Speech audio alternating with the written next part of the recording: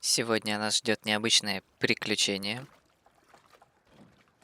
Мы идем в утраченные эпизоды Last of Us, часть 2. Оказывается, я их вообще пропустил мимо, когда в первый раз проходил игру. И хочу сейчас под запись пройти и посмотреть, что там интересного осталось за бортом основной истории.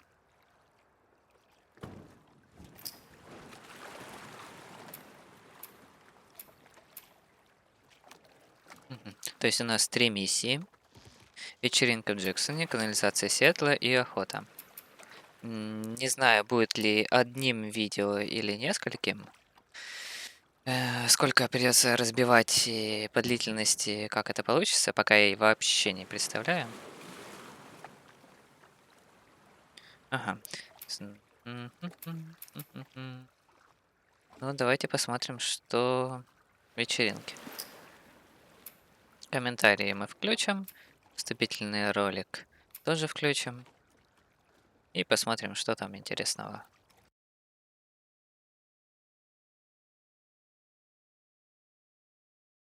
Стандартная загрузка.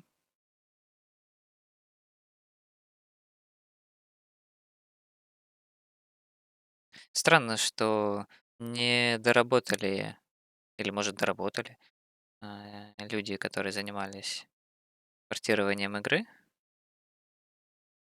Просто в каком виде вот эти эпизоды сохранились на текущий момент.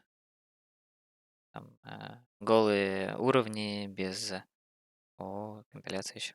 Голые уровни без декораций, всякие там нетекстурные предметы или что. You're about to play an unfinished level from The Last of Us Part 2. The reason we added this section is there are a few sequences, and we picked the 3 of the best ones, that we cut from the game. You know, often we build a game that's much bigger than what ends up being the final product.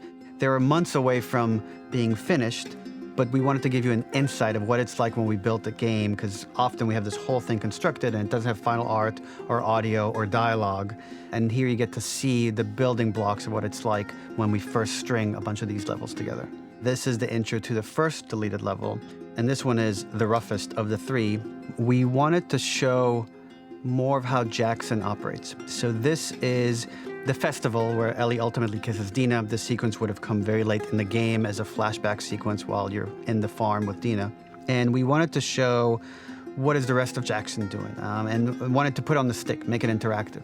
So you could see when you're outside, there are all these almost like carnival games that you can play. You could mix drinks, you could play with these kids that are playing a sort of clicker Marco Polo, sit down and listen to conversations.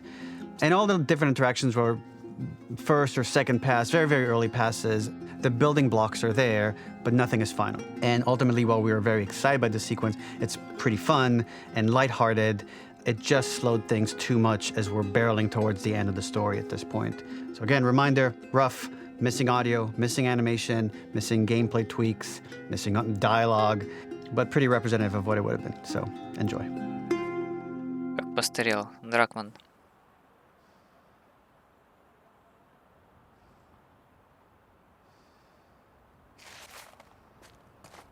О, осуждаем. Так, ну, пьет она, допустим, черноголовку. Ага. Мы какой-то подворотне, около дома. Originally, this level was going to transition us to farm. We would go all the way through to the dance, where Ellie and Dina share their first kiss. Then we would play through farm, and when Ellie plays the guitar at night, she would remember the Seth incident. So, the opening for this was a little tricky. We needed it to match at least a little what you might expect emotionally coming from prior beats, because we were already purposefully disorienting you in time and space. Remember, you just came from this huge fight. To jump straight into it would have been a little too jarring. After some back and forth, we rooted it in Ellie's nerves, calling back to her hands shaking in the theater. But this time, for a much more innocuous reason we'll find out later. She's nervous because she has a crush on Dina, who is the only reason why she's here at the dance. Так, те, кто не играл во вторую часть, советую поиграть, э, потому что игра действительно получилась очень интересной, глубокой.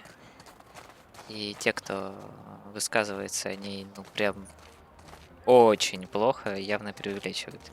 Ну, не может игра быть настолько плохой.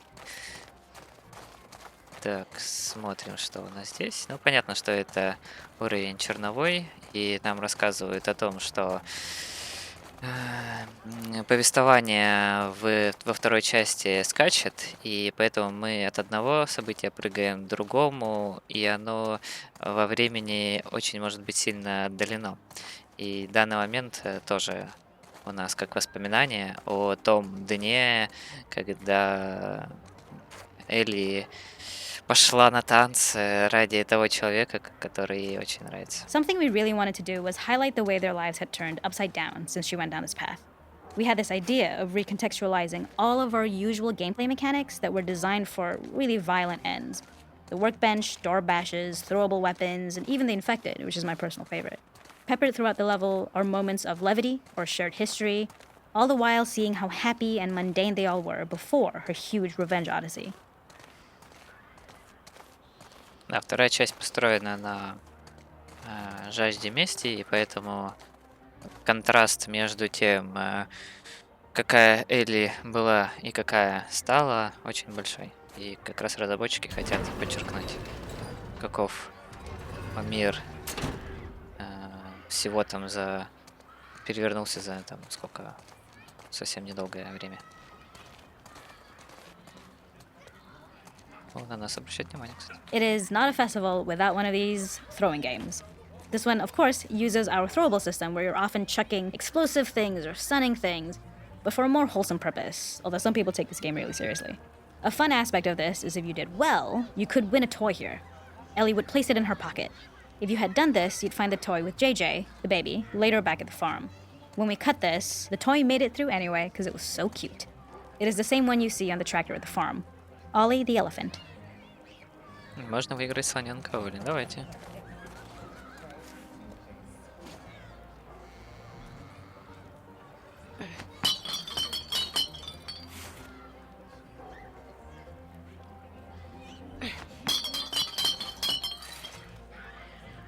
Я не выиграю ничего. Эй, я хотел выиграть. Видимо, не судьба.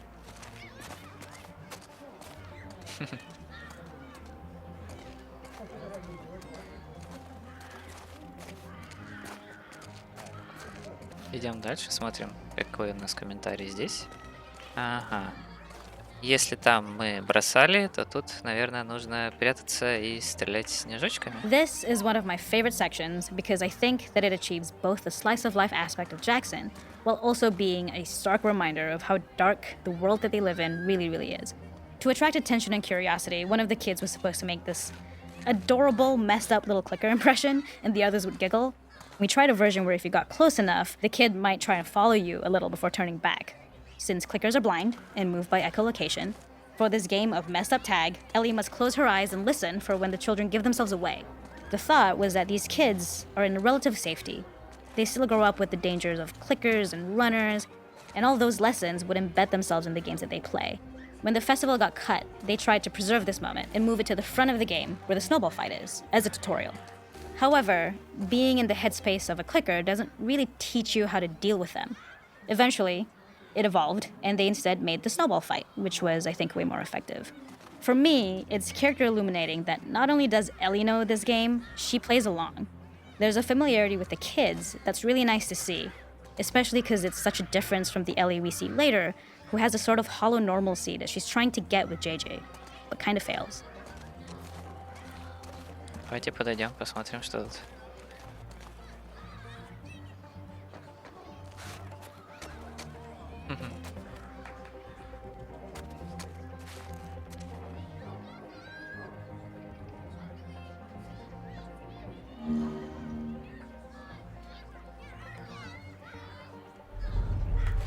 Ага. Ой-ой, напали. Ой-ой-ой. Забавно.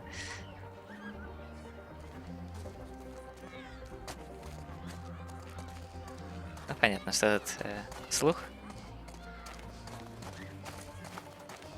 используется. Такое обучение. А здесь что у нас? The makeup artist is pretty simple. It's one of those little in game scenes we peppered in to make it feel like Ellie had roots in the town. Hallie, our writer, mentioned that in her mind, an ex girlfriend of Ellie's tattooed her arm to cover up her scar. So we figured this might be the only time you get to see that. We wanted to hint at it and allude to it and make it feel like there had been so much more that had been happening and so much more that Ellie threw away. Давайте.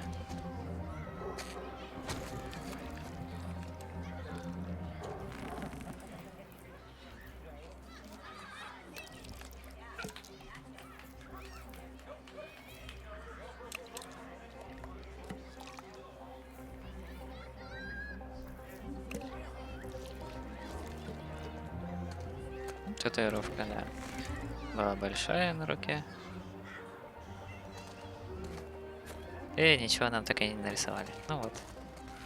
Идем дальше.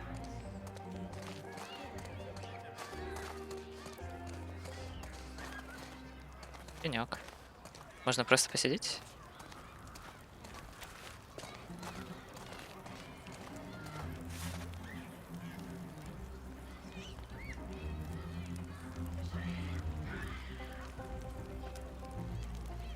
Видимо, да, можно просто посидеть.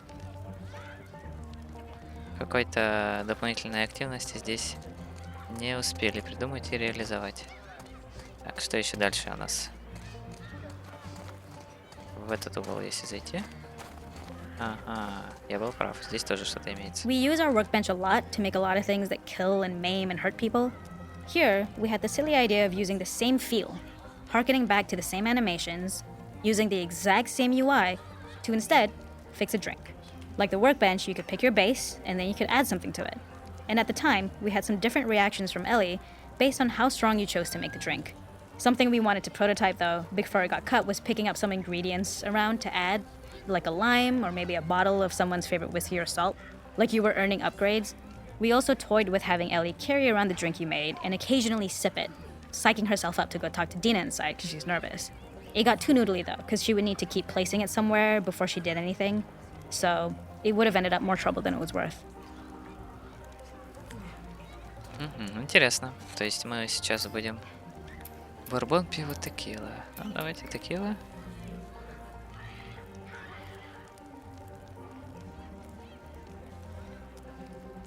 Анимация такая забавная.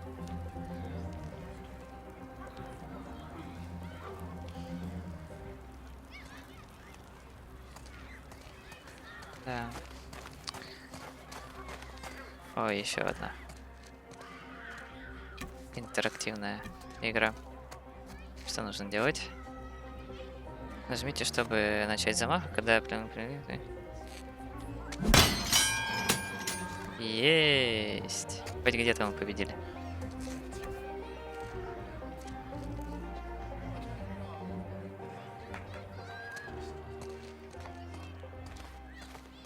Здесь мы прослушали реплики. Так, мы идем на задний дворик.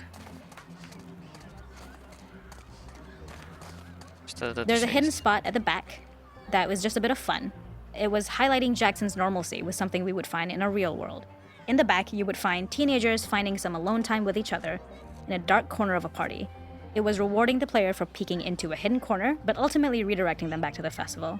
We also had versions of them smoking weed here, despite Maria's consternation, probably having gotten it from Eugene. Ну, понятно, что тихие места для подростков — это классика. Поэтому решили добавить, особенно американская же игра. Так что для них это такая часть жизни.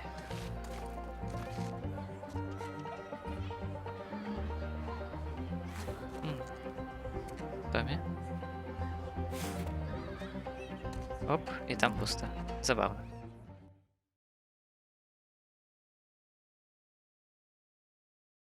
Ну, понятно. То, что они вырезали первую часть вот той миссии с вечеринкой, она потом запускается, когда мы уже внутри. То есть они хотели как раз сохранить темп, чтобы не было вот этого 15-минутного простоя, так скажем, в темпе с активностями. Ну, с одной стороны, их понять можно, что эм, нельзя все успеть, и поэтому что-то нужно оставлять, что-то нужно вырезать. И вырезали ту часть, которая не была доделана, и которая требовала больших еще затрат на всякие условности. Так, канализация, светло и охота. Ну, давайте посмотрим на канализацию.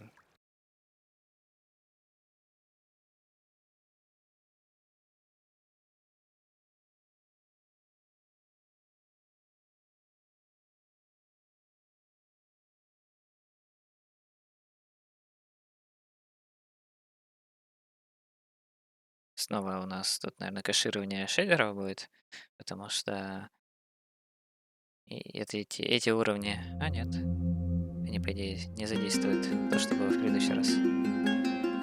Так, тут In this микрофон. second deleted level, which is an extended sequence of the sewers in Seattle, this comes on the heels of where Ellie goes into a building and she survives an attack by stalkers and gets thrown out of a window and gets swept away by the current. And then we cut this section that used to be there in the final game. Now you will get to play it.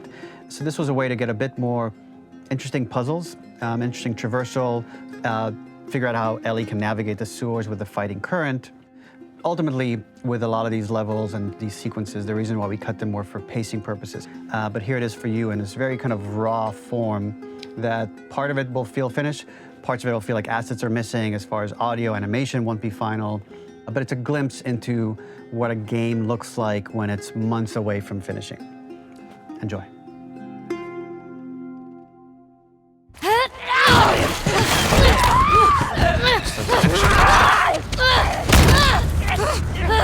Отцепись от меня!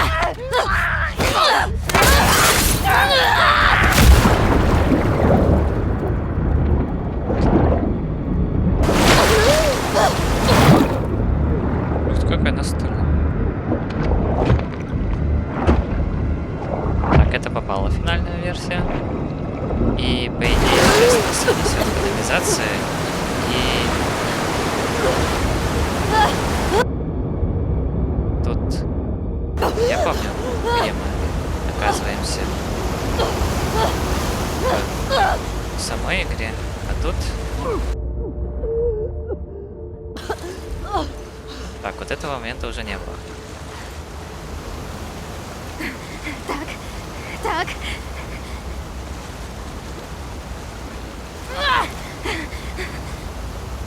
Что мне нужно сделать-то?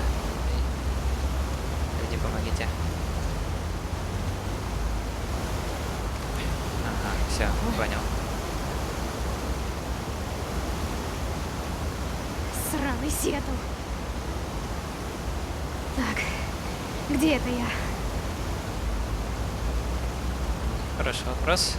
Но мы уже знаем ответ. This level, internally known as Find Nora, was quite long in duration as we had to make Ellie traverse a far distance to the opposite side of downtown Seattle. The sewer section was originally longer than what we released the game with, approximately 10 minutes more. This was one of the few areas of the game that used water flow as part of a traversal puzzle. The player has to go upstream to use the current to get to the platform to reach the other side. We mostly cut this mechanic game-wide, however it remained in essence in the section swimming to the aquarium as Ellie when you were avoiding the waves. Все понятно. Мы такие прыгаем сюда и цепляемся. Цепляйся. Есть. Это есть. Отлично. Теперь что нам нужно? На ту сторону.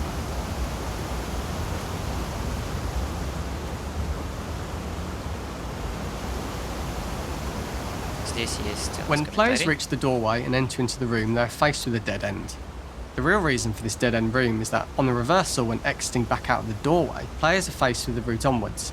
A pipe that they'd not been able to see when they were swept past it on the way in, and something that was hidden from view when on the side platforms. The intention here being that the only option is to go off the standard path in order to search for a way out.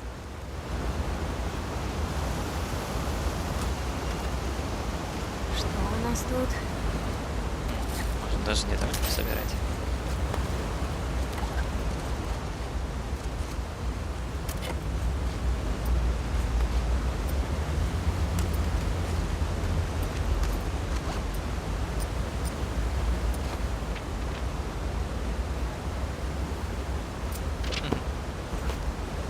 Интересный момент. Так, нам нужно перепрыгнуть на ту сторону. Да? Она справится. Знаете, очень часто они используют прием, когда тебя заводят в какую-то точку, где ты точно знаешь, что не пройдешь дальше. Возвращаешься обратно и оп, видишь путь, который на самом деле тебе нужен.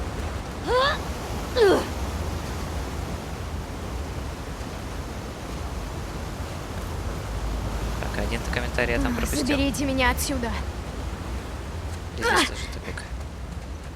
Throughout the rest of the level, we also use light to indicate to the player that they were heading in the right direction.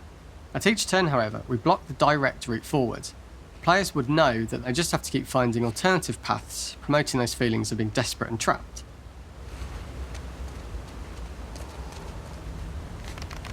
Фонарик разрядился. Так, идем наверх. А интересно, а тот момент, который я пропустил, его сейчас нужно забрать или нет? Стой, вот подписи.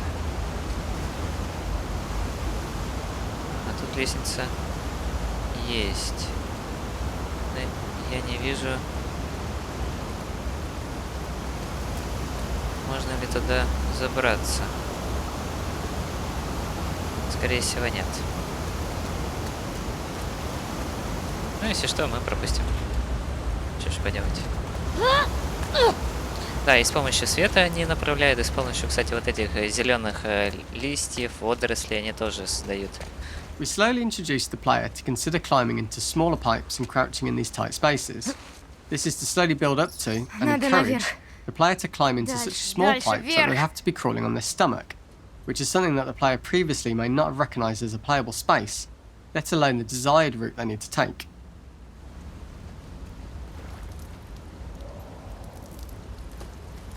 We added a tiny space just to reward the player's exploration with a pickup item, and we made sure it was something that made sense that you'd find in this area. A canister and all the garbage that had been washed into the sewers from the surface. То есть я могу проползти, они намекают на это. Да, действительно.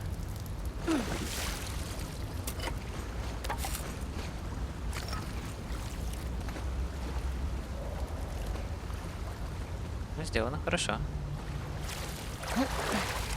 Так, а к тому моменту-то я могу потом вернуться или нет? С лестницы.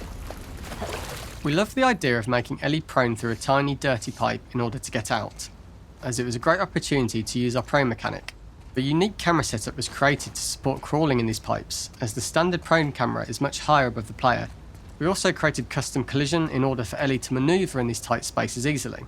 Initially, the oblong collision capsule around her character caused issues crawling around corners, but we put extra effort into the custom corner collision so the movement experience is as smooth as the main game. Давайте попытаемся. Срань. Так, Очень главное интересная держать себя в руках. система передвижения в Callisto Protocol по-другому. Так, ну я понимаю, что мы не попадем на ту лестницу. О, даже назад можно.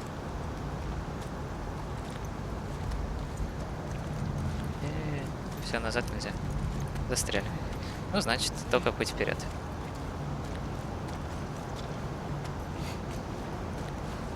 А в Callisto Protocol очень хорошо ползает по трубам главный герой. In order for the player to feel cramped, claustrophobic and desperate, we'd been enforcing the traversal mechanics that allow for a tight environment which promote these feelings. We introduced the use of the squeeze through so that we can keep the player feeling enclosed and tight, but without repeating the same geometry. Here we change from low ceilings with wider walls to high ceilings and tight walls to change up the spatial pacing and keep the level from repeating itself. Интересное решение, что мы ограничиваем пространство, но сначала горизонтально, потом вертикально. Наверх можно. И прямо. Давайте наверх. Наверх она не может. А, да пошли вы все.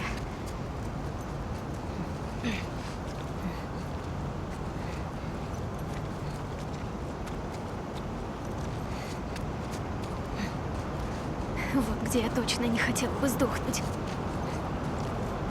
Хороший комментарий. Достаточно неплохой уровень смотрится. Originally, we had the waterline much higher here, so players had to swim through this tight tunnel. However, from watching user test feedback, it was occasionally causing people to discount the route entirely and turn back on themselves. So to avoid any risk of this happening in the final game, we present a lower water level so the tunnel is easy to see and commit to using. Although this isn't as impactful without the prone swim, it's the better decision as it means a smoother experience for the player with no backtracking frustration. Это мы из-за комментариев знаем, что идем правильно, а на самом-то деле как дать понять, куда идти. As we surface from the water and over the crest of the slope, we reveal what is further in this tunnel. A clicker that sprouted and the fungus has grown on the sides of the pipe. It was great to see people who user tested this area becoming increasingly worried as we forced the player to squeeze past the fungus and inches away from the clicker's face, all the time not being sure whether the clicker might be alive or attack them. Although we aren't as cruel as to force a clicker attack in such close proximity, we do have a payoff for this moment. This clicker momentarily turned into Joel to show Ellie's PTSD from what happened to Joel at the start of the game. Ultimately, we decided to save this moment for the farm level, as it was more impactful there because it could become the centrepiece of that experience. Whereas in the sewers, we weren't able to make it as much of a narrative point and give it the breathing room and reaction time that it deserves, given the tight space. Интересно, так я бы всю игру прошел с комментариями. Падла, давай. We draw the player towards this pipe, as it is seemingly the route out of the tight space. Fairly soon, it is obvious that this path is blocked. If the player goes all the way up to the bars that block the path, they are rewarded with a pickup, so this journey doesn't feel wasted. It was important to encourage the player to try to progress along this path so that they would subtly be thinking of progress in this direction. We hint to the player that there is a bigger, new space beyond this pipe by showing the player the waterfall. This helps players consider the other route where they don't know how far the tunnel is or whether they'd make it.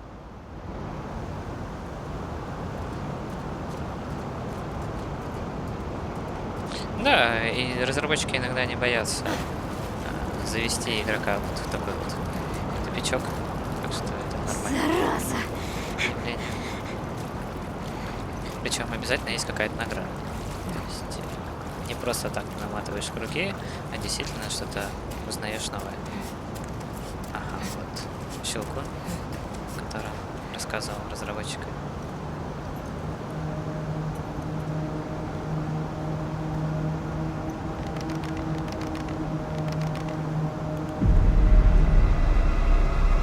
Скупай.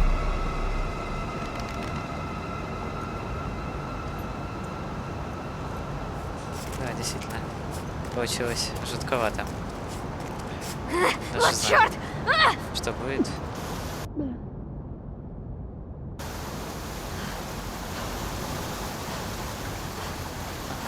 Вот это тот уровень, где мы оказываемся в реальной игре. То есть тут уже то, что знакомо каждому, кто проходил вторую часть. Закрыто. For the final section, we eventually opened you out into a wider area as you traverse through such tight spaces leading up to this. So changing the environmental pacing makes it begin to feel like we're coming to the end of Ellie's ordeal. An earlier iteration used the current that we'd shown at the start for a slightly tougher traversal puzzle to conclude the sewers. The ladder was clearly visible from most of the area, but the player was faced with a fast-flowing torrent of water they couldn't cross. If the player attempted to jump into the water, they were not able to swim across the ladder due to the water's speed. But instead, they had to traverse the pipe running along the top of the space in order to get across the water.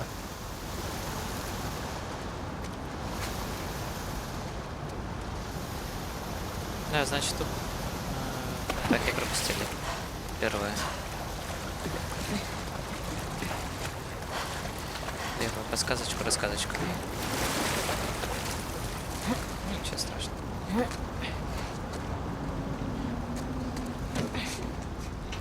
тут у нас? Using this pipe was retained in the iteration we shipped with, as it's the last of the extreme methods Ellie has to undergo in order to escape the sewers, and what she will go through in her pursuit of revenge. Немного не понял про трубу. А, то что она такая скользкая. И можно очень легко упасть.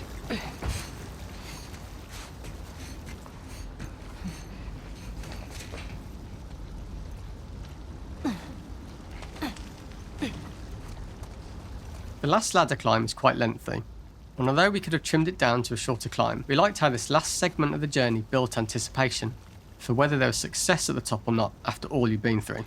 Ultimately, the ladder exits out into the subway station, which is how it connects in the final game. Ellie then has to find her way to the hospital from here, crossing paths with the scars for the first time.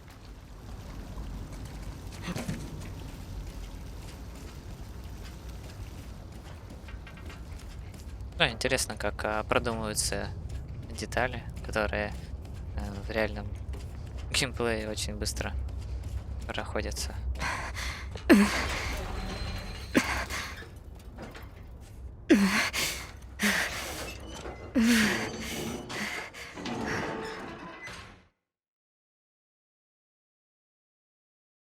Мне, кстати, вот этот уровень с канализацией в самой игре немного смутил, что мы падаем из окна в воду, а потом очень быстро оказываемся вот уже в финальной части канализации.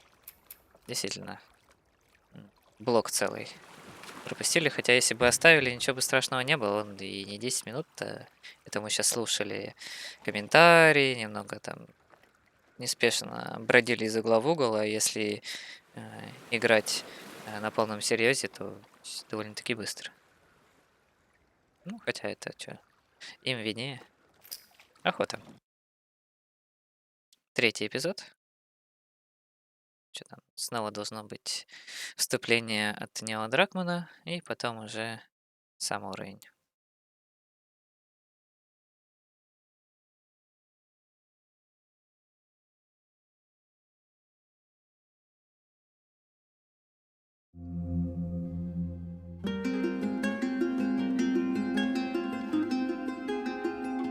For this third and final deleted level, what we call the boar hunt sequence, this was a sequence pretty late in the game. It was right after the whole Seattle Abby sequence where Abby spares Ellie.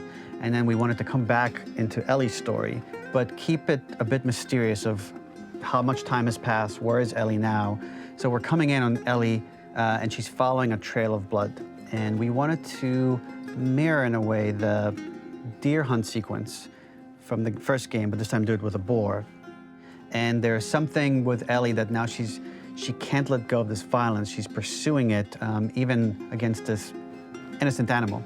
This was another opportunity to show how the violence that Ellie has experienced, the violence that she witnessed being afflicted onto Joel, is still sticking with her, and she's still experiencing these PTSD moments. This was a sequence that was pretty far along and was cut pretty late in production. Parts of it are still really rough, but the gameplay, the building blocks were all there. I think you'll have fun to see, like, again, a rough, unfinished sequence that you can play. You can see all the way to the end, and including a cinematic that we end up cutting. And the remnants of the sequence ended up being mentioned in Ellie's journal. So this part of the story that we developed still made its way into the game as kind of optional stuff that you could read about, but here you get to experience it. So as a reminder, this is pretty rough, months away from being finished, but you get to see it now. Говорит, работы не 1 месяц. Ничего себе.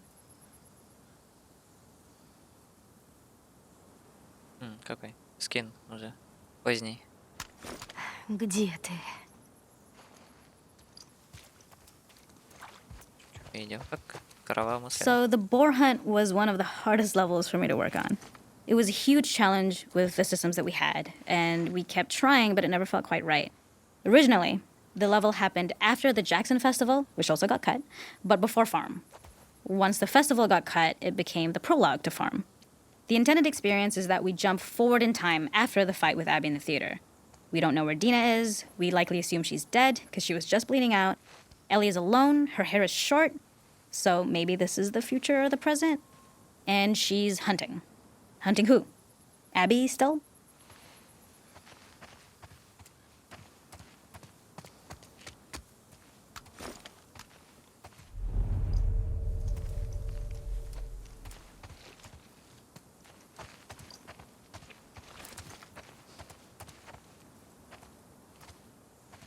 Ну, хорошо расставили вот эти кровавые следы. Тут запутаться трудновато.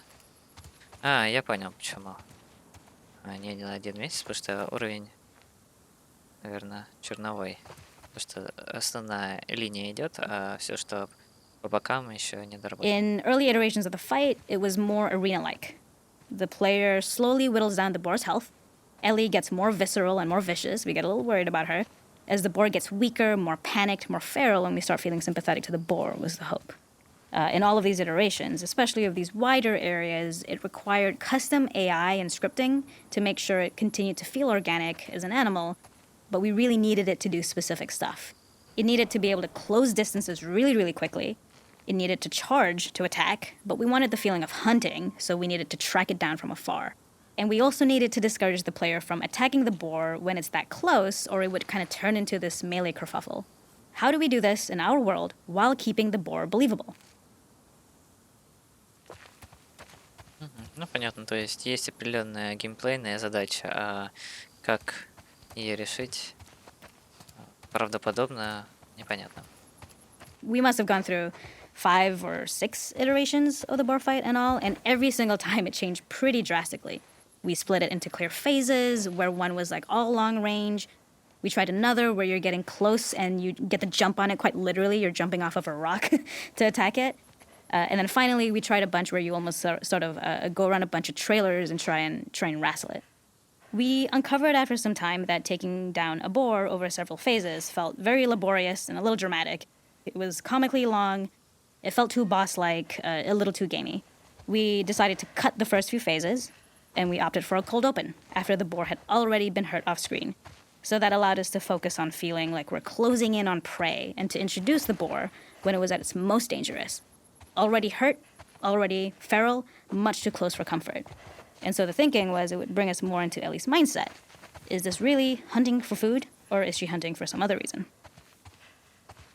Скорее всего, перед прослушиванием вот этого сегмента у вас был такой оп, и скачок видео из-за того, что у меня память на диске закончилась, и пришлось перезагружать и заново записывать этот сегмент. Ну что ж, Попался. давайте идем дальше, смотрим, что тут происходит у нас. Ага. Видим, что крови очень много, и где-то здесь должен быть кабан. The gas station was built to highlight the boar's destructiveness. Since it's cramped, the boar feels larger. We also feel trapped with it, though perhaps it's trapped with us. When it charges, it gets to us quickly, so we must be on our toes. This made it more aligned with Ellie's sort of hunting for trouble mindset. Listening became more important, as well as moving around slowly so it didn't hear you. Could you spot it before it saw or heard you? And could you get a shot off quickly enough so you could dodge out of the way? Or is the shot worth the cost after? It feels like a gamble. By the end of the fight, everything would likely be in shambles. The boar would burst through the back, and Ellie would follow it and finally enact revenge. Давайте посмотрим, как это все. Так. Ни хрена не видно. Черт! Да. Кажется, я понял. Что? Имел в виду Дракман, когда нужно. Когда сказал, что нужно больше времени уделить этому сегменту.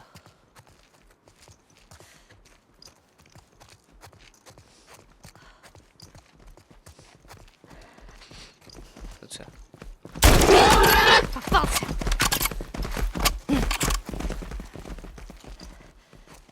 Он что-то нас не атакует.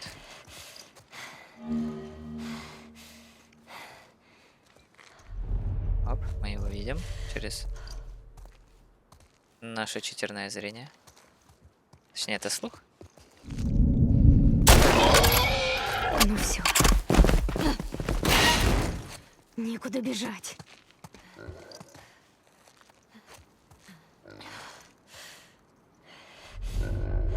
А спрятался в уголке. The boar kill was supposed to be anything but glorious. With the boar whimpering at the back of the gas station after Ellie's relentless hunt. After this, hearing the drone that we kind of come to associate with Ellie's trauma, we would hard cut to the stream where she's washing her hands and holding rabbits that she hunted, about to return to Dina. And there would be no mention of the boar. Да, вот про кроликов было дело. В оригинале они присутствуют. Ой, бедный кабанчик.